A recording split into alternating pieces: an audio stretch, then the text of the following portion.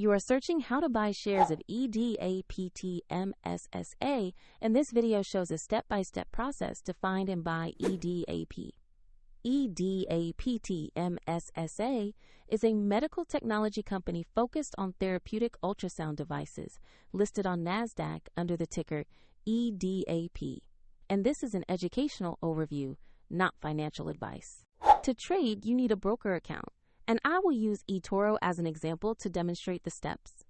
After you register, you must verify the account, typically by uploading an identity document, and you will also need to add funds before you can place a trade.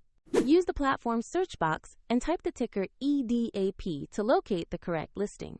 Select the EDAP entry that shows NASDAQ as the exchange to ensure you have the right stock.